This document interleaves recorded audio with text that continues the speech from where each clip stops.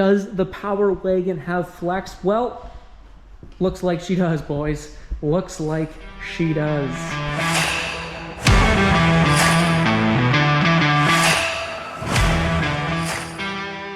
What is going on today, guys? My name's Alex. Welcome back to the channel. Today we are talking about my sway bar disconnect on my Power Wagon, how to use it, why would you use it, and what exactly it does. So this is my 2022 Ram 2500 Power Wagon.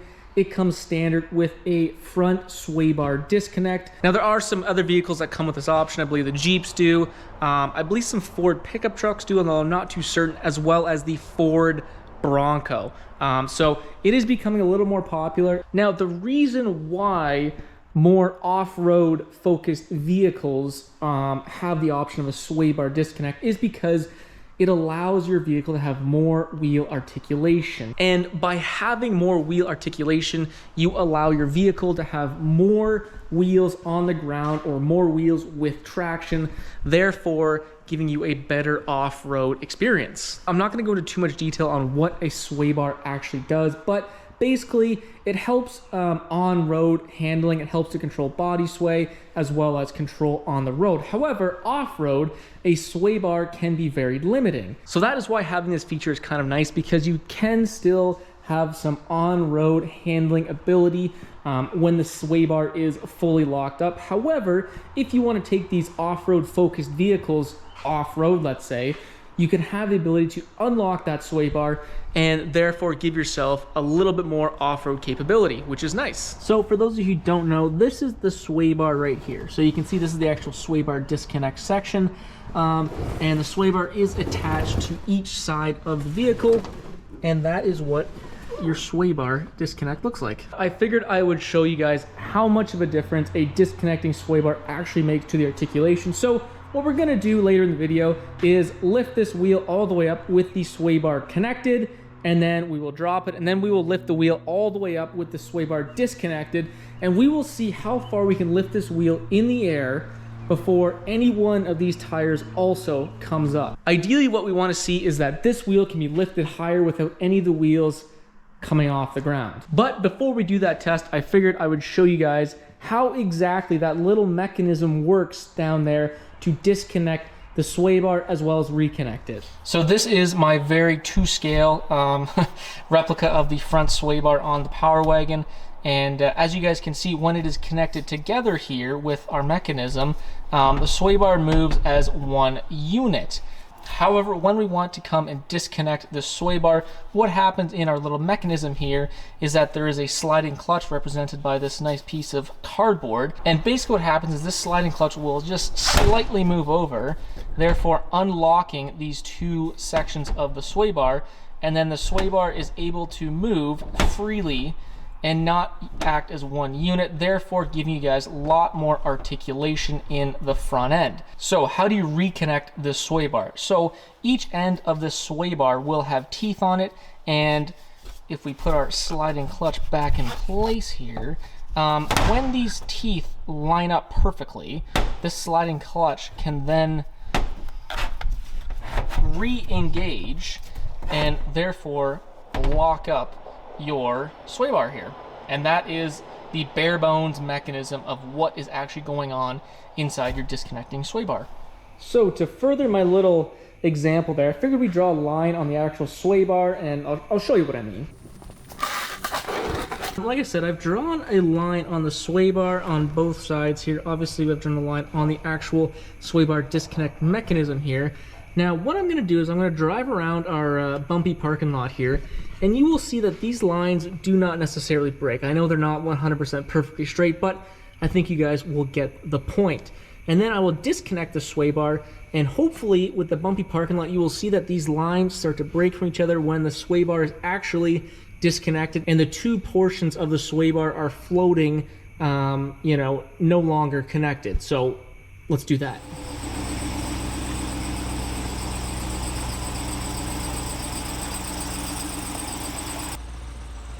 So with the sway bar connected, we can see that the sway bar is acting like one unit. And as the truck goes over bumps, each end of the sway bar stays lined up with our beautifully drawn lines.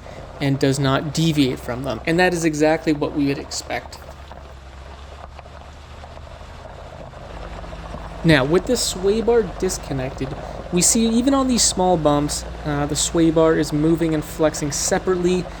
Both sides are no longer acting like one unit. Now let me slow it down and you guys can see pretty clearly that our drawn lines separate from each other. Now it's not a big separation, however these bumps are really not that big, but in reality the sway bar is not going to be moving that much. So it is cool to see it happen.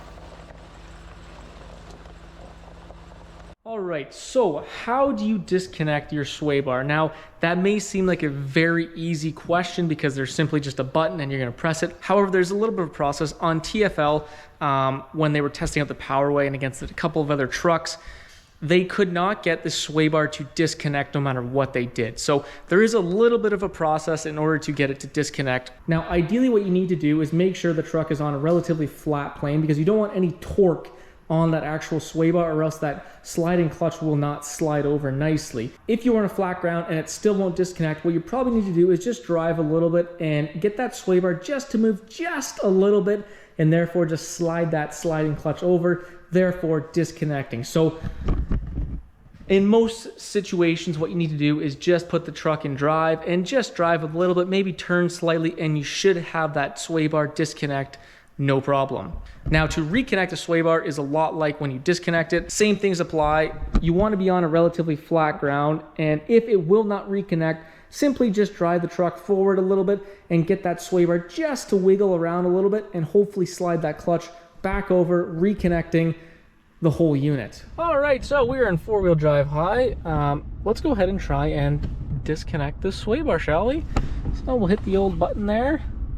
And we will see if it disconnects easily or if we're gonna have to actually move this vehicle back and forth and see if we can get her to disconnect. All right, so it doesn't look like it's gonna disconnect that easily, so we will try and move this vehicle back and forth, try and get a little bit of articulation going, just enough to kind of slip that clutch over across those gears and free this bad girl up.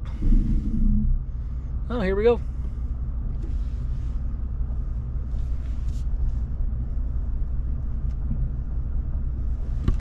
Boom, just like that. So like I kind of mentioned earlier, the sway bar disconnect and reconnect are kind of the same sort of mechanism. And I just was curious, so I've sat here in the same spot for probably about 2-3 minutes.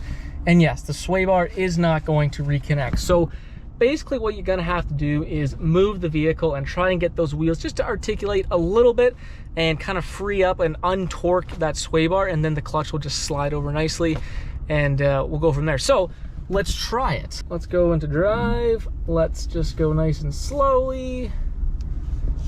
And boom. Literally in like 5 seconds, it connected back up. So now, as you guys saw, when I actually did it with this truck, it really is not that hard. Once I put the truck in drive, it took anywhere from like 5 to 10 seconds to disconnect or reconnect. So I figured I would show you guys the articulation difference with these like 20-ton airlifts. It'll lift this thing up no problem. But what I'm looking to do is see how far we can lift this wheel up without any other wheels coming off the ground. Ideally, this wheel will come off first, but we'll see about that. So the sway bar disconnect is fully connected or locked up. So we'll see what happens, and then let's lift her up.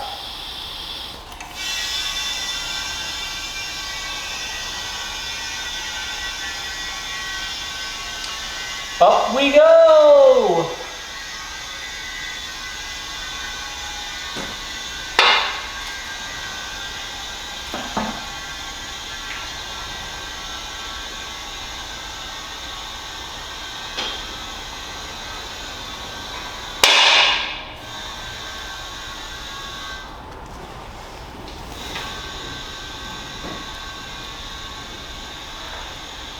Okay, so I stopped lifting right when this wheel, as we kind of predicted, it started to come off the ground. I lowered it a little bit, and don't stick your finger there, kids. Bad idea. So it's just slightly off the ground, so we'll call that good. What we're gonna do is we're gonna measure, I guess, I don't know, we'll measure from here to the ground. That should give us a pretty even measurement. And then we'll do the same test with the sway bar disconnected. One thing I am worried about, I didn't think this truck would actually lift this high. It's actually a little wild. I don't know if it'll pick it up on camera, but standing here in person, like, it literally looks like this truck's gonna tip over. And yeah, the sway bar isn't even disconnected. So one thing I was gonna say is that I wonder if these jacks won't even lift high enough, but we'll cross the road when we get there. In terms of this poor wheel here, my lord, she is squatting. Like, look at the box, everything. Wow, this truck is just oh my. Let's break out the tape measure here. So I'm gonna call that, I don't know, let's call it 31.5. We'll call that 31.5 inches. I also do just kind of want to see how far this wheel is actually in the air. Maybe 17.5 inches there. So all in all, not bad at all. I'm actually happily surprised how high this thing came up. But one thing that Power Wagon does have to its advantage over a standard, let's say Ram 2500, is these articulate front bushings here. Now, this is a specific suspension setup to the Power Wagon. It's a little bit lighter duty suspension. However, these bushings allow the front axle to articulate much more on its own, even without disconnecting this front sway bar, which is probably why the front tire is so high right now. So we have disconnected the sway bar. We are going to put this jack back in front of this wheel here and lift this thing up as high as it'll go and see the difference in terms of wheel articulation. Now, I'm not too sure, like I said, how high this jack can go. Obviously, we are not using that properly. Uh-oh.